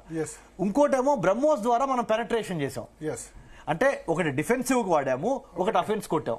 ఒకసారి అడుగుదాం పుల్లారావు గారు. సో రక్షణ శాఖ వర్గాలంటే ఇన్ని రోజులు వెల్లడించలేదు మనం బ్రహ్మోస్ వాడామని చెప్పి. ఉన్నారు పుల్లారావు గారు. సో ఇప్పుడు బయటకు వస్తుంది బ్రహ్మోస్ వాడాం, ఆ బ్రహ్మోసే బ్రహ్మాస్త్రం లాగా పనిచేసి పాకిస్తాన్ మనకు వాళ్ళు ఖండించట్లేదు. మేము మొదలు కాల్ చేసాం, ఇప్పటి వరకు ఖండించలేదు పాకిస్తాన్. 3:30 గంటలకు DGMO కాల్ చేశారన్న విషయాన్ని వాళ్ళు ఖండించట్లే. సో దాని వెనుక ఏంటి కారణం, అసలు విషయాన్ని మన వాళ్ళు ఇవాళ బయట పెట్టారు. ఇన్ని రోజులు ఎందుకు బయట పెట్టలేదు అంటారు? అసలు అన్ని ఇది కూడా బయట పెట్టారంటే నాకు ఆశ్చర్యం. ఎందుకంటే సాధారణంగా sources only, not in military any briefing. అదే అది కూడా కొంచెం కాన్ఫిడెన్షియల్ గా ఉంచితే మిస్టరీ ఉంటే బాగుంటది కదా, ఎవరికి ఏం తెలియదు ఎలా జరిగిందో, మరి ఎందుకు బయట పెడుతున్నారు. దుష్ప్రచారం జరుగుతుంది, మనం వెనక్కి తగ్గే దుష్ప్రచారం జరుగుతుంది కాబట్టి అది కరెక్ట్ కాదని అందరికి తెలుసు. పాకిస్తాన్ కూడా అడ్వాంటేజ్ ఉంటుంటే ఆగకపోదు, ఆ అడ్వాంటేజ్ మొదలు ప్రెస్ చేయదు. అండ్ మళ్ళీ చెప్పేది ఏంటంటే కరెక్ట్ టైంలో ఆఫ్ చేసాం, దీనివల్ల తేల్చేది చేయవలసినంత చేసాం.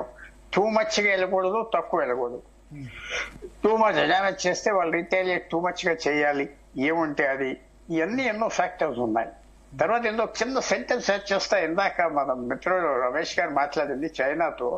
1959 మార్చిలో దలైలామా మన దేశంలో రెఫ్యూజ్ ఇచ్చాం, అది మర్చిపోవాలి. అవును సార్, అది ఒక పెద్ద న్యూక్లియర్ బాంబ్ చైనాకి. ఇవాళ కూడా ఆయన బ్రతికొండటం, టిబెట్ గురించి ఎత్తపోవటం, అది చాలా పెద్ద షాక్. ఇప్పటి నుంచి ప్యూర్ గా ఎకనామిక్స్ అంటే నేను ఒప్పుకోవట్లేదు, కానీ ఫ్యూచర్ ఎలాగోనా చెప్పలేదు. వాళ్ళు ప్రస్తుతం మళ్ళీ మీరు ఈ వార్ఫేర్ డిఫెన్స్ మినిస్టర్ వచ్చి చెప్పేదంటే టెక్నాలజీ ఇంకా మనం డెవలప్ చేస్తా ఉండాలి, ఇంకా ముందరికి వెళ్ళాలి. ఇదేదో ఆగిపోతే కుదరదు.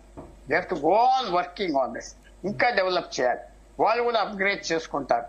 వరల్డ్ లో ఈవేళ ఇంకో పాయింట్ కూడా చూడండి భరత్ గారు, హీరోలు రాలేదు కదా, హీరోస్ ఎవరు లేరు. హీరోస్ మీరు బ్రహ్మోస్ గురించి మాట్లాడుతున్నారు, S-400 గురించి మాట్లాడుతున్నారు, డ్రోన్స్ గురించి మాట్లాడుతున్నారు.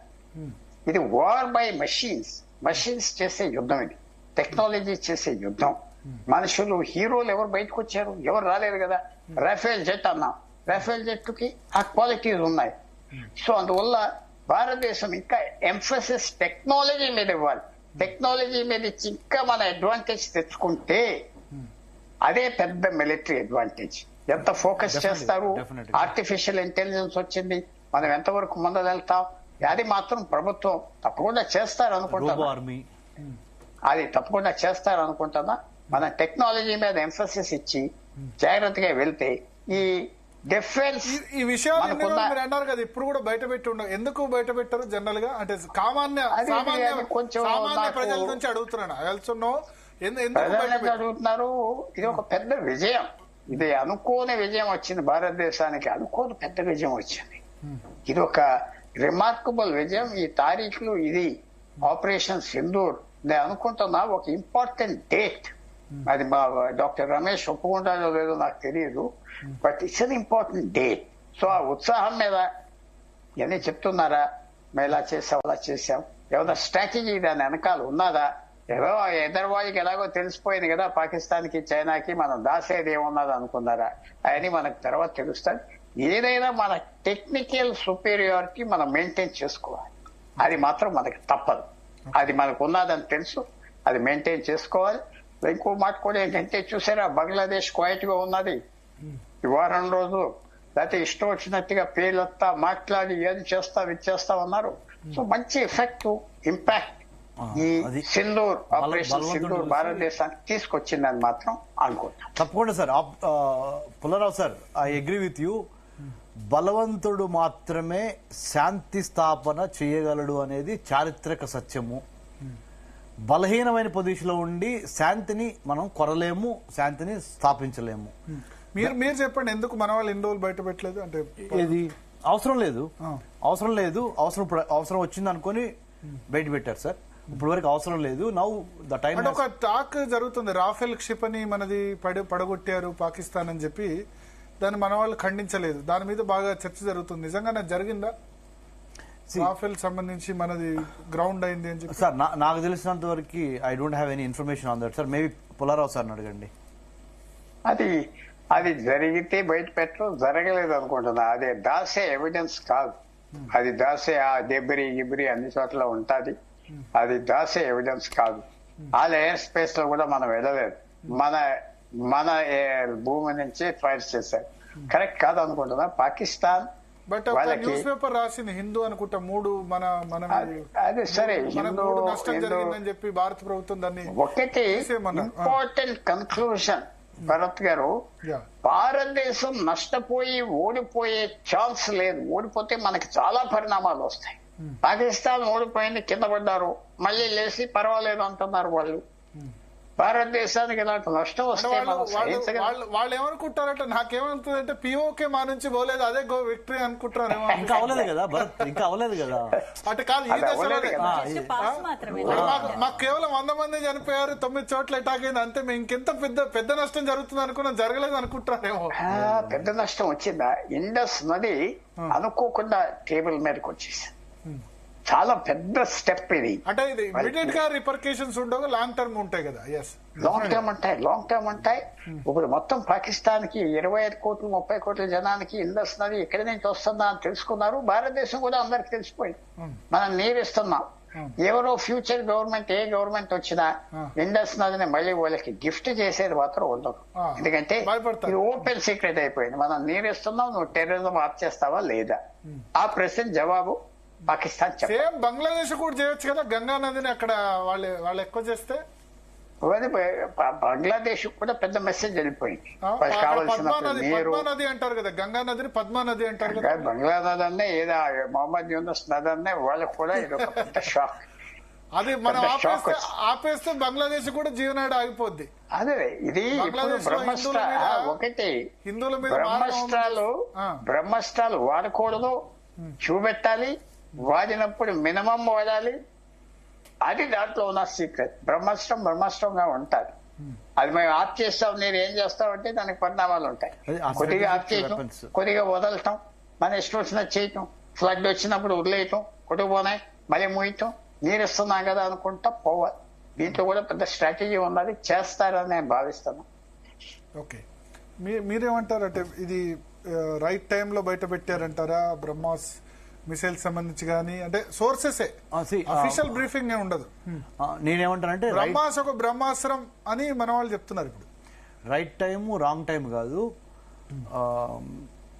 అవసరం ఉందా లేదా, there is need to say it, there is no need to say it అన్నప్పుడు there is a felt need to say it. That's why we open it up. So that is giving a clear message. ఇంకోటి ఏంటంటే strategic అడ్వాంటేజ్కి మనం ఎంత తీసుకున్నాము, strategic weapons మన దగ్గర ఎన్నున్నాయి అనేవి కూడా ప్రపంచానికి చెప్పినట్టు అవుతుంది. ఇంకొకటి ఏంటంటే చుట్టుపక్కల ఉన్న దేశాలకు కూడా,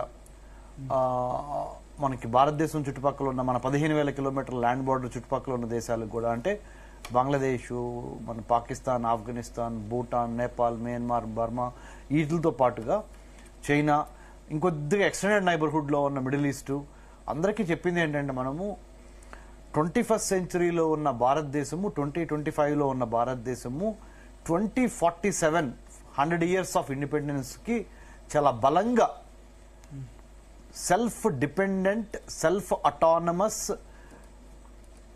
అండ్ ఇండిపెండెంట్ మైండ్ సెట్తోనే వెళుతుంది. ఎవరి సహాయం అక్కర్లేకుండానే వాళ్ళ ఇంటి దొంగల్ని కానీ, ఇంటి బయట ఉన్న దొంగల్ని కానీ వాళ్ళకి గుణపాఠం చెప్పి బుద్ధి చెప్పే స్థాయిలోనే భారత్ ఉన్నది అనేది మనం చెప్పాము భరత్ గారు. ఇంకోటి ఏంటంటే భరత్ గారు, లాస్ట్ మాట, భరత్ మీ పేరు పెడుతున్నాను కదా, భరత్ అని మిమ్మల్ని పిలుస్తున్నాను కదా, మన భారతదేశానికి సంబంధించిన భారత్ అంటే అర్థం ఏంటంటే, నేను చెప్పే అర్థము, పుల్లారావు సార్ ఇది ఒకసారి మీరు కూడా వినండి సార్, నేను చాలా కష్టపడి దీన్ని ఒక రిథమాటిక్ గా తీసుకొచ్చాను. భారత్, BHARAT యాక్రోనిమ్ ఏంటంటే building a harmonious and audacious Raj to advance technology, trade and talent and to decimate terrorism అన్నమాట. అలా బాగున్నది. నరేంద్ర మోడీ కంటే మీరే ఎక్కువ టాలెంట్ ఎకనామిక్స్ లో చేయటానికి అని మాత్రం మనం ఒప్పుకోవచ్చు. థ్యాంక్ యూ భరత్ గారు. థ్యాంక్ యూ పుల్లారావు గారు. సో ఫైనల్ గా ఓవరాల్ గా అయితే, అంటే మొదటి 1-2 days అసలు ఎందుకు యుద్ధం ఆపారు, చాలా కసి ఉండేది. అయితే నాతో జయప్రకాష్ నారాయణ మాట్లాడుతూ, యుద్ధం అంటే వీడియో గేమ్ కాదు, సోషల్ మీడియా వాళ్ళు గుర్తుంచుకోండి అంటే సీజ్ ఫైర్ ఎందుకు ఆపేశామని, అంటే చాలా ఆవేశం ఉండే చాలా మందిలో కూడా. Hard core BJP supporters, Narendra Modi supporters కూడా తిట్టిపోశారు. బ్రదర్ చెప్పమంటారా? కానీ క్రమక్రమంగా కొంచెం రికగ్నైజ్ అవుతూ వస్తున్నట్టుంది. పైగా దానికి వాళ్ళు ఏదో సంబరాలు చేసుకున్నారు కాబట్టి ఏమైందో అని అనుకున్నారు. చెప్పనా బ్రదర్, యుద్ధం అంటేనే బ్రదర్ తంత్రం, అంటే వ్యూహం. యుద్ధం చేసినా ఎందుకు చేసామనే దాని మీద వ్యూహం ఉంటుంది, యుద్ధం ఆపినా ఎందుకు ఆపామనే దాని మీద వ్యూహం ఉంటుంది, ఎంత దూరం వెళ్ళి కొట్టాలి, ఎందుకు కొట్టాలి, ప్రతిదీ వ్యూహమే. Everything is a pre planned strategic initiative to destroy, decimate the opponent అనమాట. సినిమాలో త్రివిక్రమ్ సినిమాలో డైలాగ్ ఉంది, ఎక్కడ తగ్గాలి ఎక్కడ తగ్గాలో తెలియాలి, ఎక్కడ త్రివిక్రమ్ డైలాగు. అవునవును, ఎక్కడ తగ్గాలి ఎక్కడ నెగ్గాలి, ఎక్కడ తగ్గాలో తెలియాలి, ఎక్కడ నెగ్గాలో తెలియాలి. సో అంటే మనం తగ్గినట్టే కనిపించి నెగ్గాం. అదే చెప్పా కదా బ్రదర్ ఇందాక మీకు, battle winnowing is 1, war winnowing is number 1. అంటే ఇందిరాగాంధీతో కంపేర్ చేస్తున్నారు, అది పొరపాటు. ఎందుకు భరత్, అసలు మనకు కంప్లీట్ గా దోస్ వర్ డిఫరెంట్ టైమ్స్. 71 లో ఉన్న geo political, geo strategic realities are extremely different. ఇప్పుడున్నవి డిఫరెంట్. ఇప్పుడు ఏ రెండు దేశాలు కొట్లాడినా దాని పర్మనెంట్ గా విజేతలు ఉండరు. అంటే పాకిస్తాన్ లో 20 కోట్ల మందిని అయితే వాళ్ళందరినీ చంపేయడం అయితే సాధ్యం కాదు. చంపం కూడా ఎందుకంటే పాకిస్తాన్ లో ఉన్న సామాన్య ప్రజలు మనకు శత్రువులు కాదు కదా. మన శత్రువులు ఎవరో 3 టెర్రర్, ఒకటి ముల్లా, ఇంకోటి మిలిటరీ, ఇంకోటి ISI. ఈ 3 మన శత్రువులు. పాకిస్తాన్ లో మనకు 3 శత్రువులు ఉన్నారు. ముల్లా అంటే టెర్రరిస్టులు, మిలిటరీ తెలిసిందే, ISI అంటే వాళ్ళ ఇంటెలిజెన్స్ ఏజెన్సీ. ఈ 3 సామాన్య పాకిస్తానీ విద్య, వైద్యం, ఆరోగ్యం, వాడు తిండి తినాలి, బట్టగట్టాలి, ఉపాధి చేసుకోవాలి, వాళ్ళ పెళ్ళాం పిల్లలను పోషించుకోవాలి, వాడు హ్యాపీగా ఉండాలి. పాకిస్తాన్ లో ఉన్న సాధారణ ప్రజలు కూడా హ్యాపీగా ఉంటే it is in the best interest of India. ఇండియాలో ఉన్న సాధారణ ప్రజలు కూడా హ్యాపీగా ఉంటే it is in the best interest of the world peace. So యుద్ధం అనేది ఎవరు కోరుకోవట్లా, మీరు చేసిన తప్పుడు మైండ్ సెట్ మూలాన మీకు జరగాల్సిన శాస్త్ర జరిగింది అంతే వాళ్ళకి. సో అదేదో ఆ సినిమా డైలాగ్ ఎగ్జాక్ట్ వాళ్ళు పంపించారు, ఎక్కడ నెగ్గాలో కాదు ఎక్కడ తగ్గాలో తెలుసు. సో మోడీ ఆ విధంగా తగ్గాడా, కానీ తగ్గినట్టు అనిపించారు కానీ తగ్గకూడదు కూడా. ఇప్పుడు ఇది మొత్తం ఈ స్ట్రైక్స్ అయిన తర్వాత మన బ్రహ్మాస్ మిసైల్, ఆకాష్ గురించి చాలా దేశాలు క్యూ కడుతున్నాయి అంటున్నారు. అంటే వాళ్ళకి తెలుసు డిఫెన్స్ సర్కిల్లో ఎవరు గెలిచారు అనేది వాళ్ళకి తెలుసు. కాబట్టి వియత్నాం నుంచి సౌదీ అరేబియా వరకు అన్ని దేశాలు కూడా మన హోమ్ మేడ్ ఇవన్నీ కూడా. S-400 అంటే రష్యన్ తెచ్చుకున్నాము. బ్రహ్మోస్ ఇందులో కూడా భరత్ గారు బ్రదర్, ఆకాశ బ్రహ్మోస్ అంటే అర్థం ఏంటో తెలుసా? Brahmaputra and Moscow. అంటే మన ఈ 2 కలిస్తేనే బ్రహ్మోస్. అంటే భారత్ రష్యా సహకారమైన 2 కలిసి చేసిన ప్రొడక్షన్ ఇది బ్రహ్మోస్. అలానే S-400 ఆబ్వియస్లీ మనోడిదే, ఎవరిది? రష్యా వాడిది. S-800 కూడా ఇస్తామంటున్నాడు ఇప్పుడు పుతిన్. మీరు కావాలంటే తీసుకోండి, S-800 కూడా మా దగ్గర రెడీగా ఉంది మీకోసం. Anything any time, all weather friend. అదేందో గానీ చాలా ఇంట్రెస్టింగ్ థింగ్ జరుగుతోంది. పాకిస్తాన్ లో మన భూకంపం వచ్చింది, ఇప్పుడు టర్కీలో భూకంపం వచ్చింది. ప్రకృతి కూడా పని చేస్తుందేమో. టర్కీలో ఆల్రెడీ మొన్న 5-6 నెలల క్రితం భూకంపం వస్తే మనం సహకారం అందించాం. అంటే కృతజ్ఞత లేని మనుషులు అంటే టర్కీ. అంటే ప్రకృతి అదే చెప్పింది, నీ కృతజ్ఞత లేదు కాబట్టి మిమ్మల్ని అధపాతాళానికి తొక్కుతారని చెప్పింది. ఇప్పుడు bureau of civil aviation security కూడా వాళ్ళతో రద్దు చేసుకుంది. మొత్తానికి వాళ్ళకు సరే. బ్రదర్, JNU MOU రద్దు చేసుకుంది, టూరిజం కూడా సరే. అంటే మనం మీద పూర్తిగా డిపెండ్ కావచ్చు కానీ మనకు అనవసరంగా పాకిస్తాన్ కు సాయం చేయడంలో మన వాళ్ళు డెఫినెట్ గా అయితే వాళ్ళని దెబ్బ కొడుతున్నారు. ఎకనామికల్ గా వాళ్ళు ఎంత నష్టపోవాలి, మన మీద పూర్తిగా డిపెండ్ అయిందని చెప్పలేం. దీనివల్ల మొత్తం టర్కీ కొలాప్స్ అవుతుందని చెప్పలేం కానీ డెఫినెట్ గా టర్కీ ఇంపాక్ట్ ఉంటుంది. రెండవది ప్రకృతి కూడా శిక్షిస్తోంది. టర్కీలో భూకంపం రిక్టర్ స్కేల్ మీద భూకంప తీవ్రత 5.2గా నమోదట. సో చూద్దాం, టర్కీకి సంబంధించి కానీ అజర్బైజాన్ సంబంధించి కానీ చాలా సీరియస్ గా భారత ప్రభుత్వం, భారత పౌరులు ఇప్పుడు చాలా గట్టిగా రెస్పాండ్. వీళ్ళు పాకిస్తాన్ కి సపోర్ట్ చేయకుండా ఉంటే ఇక్కడ నుంచి హ్యుమానిటేరియన్ అసిస్టెన్స్ ఎన్నో 100,000 టన్నులు భారత్ నుంచి మనం పంపించేవాళ్ళం మన దేశం నుంచి. వాళ్ళు అంటే ఇప్పుడు తెలుసుకోవాల్సింది ఏంటంటే సజ్జనుల సాంగత్యం చేయకపోతే ఎలా ఉంటుందో పరిస్థితి తెలుస్తుంది. సో టర్కీ చేసిన స్ట్రాటజిక్ బ్లండర్ ఇది. ఎవరితో ఉండాలి, ఎవరితో ఉండకూడదు కూడా తెలియకుండా చేయటం మూలాన. So we have to be careful with our choosing friends, taking sides. Thank you Kanagatti Ramesh garu, thank you Pullarao గారు. మొత్తానికి ఒకటి, బ్రహ్మాస్ మిసైల్ ఏదైతే ఉందో అది బ్రహ్మాస్త్రం లాగా పనిచేసింది.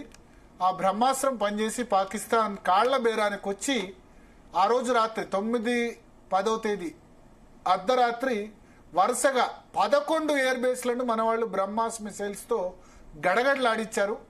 ఆ దెబ్బకి పాకిస్తాన్ కాళ్ల బేరానికి వచ్చి మన DGMO director general military operation phone చేసి సీజ్ ఫైర్ అని వాళ్ళు రిక్వెస్ట్ చేశారు, ప్రాధాయపడ్డారు. ఇప్పటి వరకు కూడా పాకిస్తాన్ ఖండించలేదు దాన్ని. మేము ఫస్ట్ డీజీఎంఓకు మేము ఫోన్ చేశామన్న విషయాన్ని ఇంతవరకు పాకిస్తాన్ ఖండించలేదు. So that it means they accepted. సరే, రకరకాల ఉండొచ్చు, తెలియచ్చు. ఒకటి, భారత్ అయితే ఎక్కడ తగ్గాలో, ఎక్కడ నెగ్గాలో కాదు, ఎక్కడ తగ్గాలి, ఎటువంటి సందర్భంలో తగ్గాలి, ఎటువంటి నెగ్గాలని మనం గొప్పోళ్ళుగా మనం నిరూపించుకున్నామని అయితే ఖచ్చితంగా చెప్పొచ్చు. ఇది ఇవాళ డిఎన్ఏ. రేపటి డిఎన్ఏలో మళ్ళీ కలుద్దాం.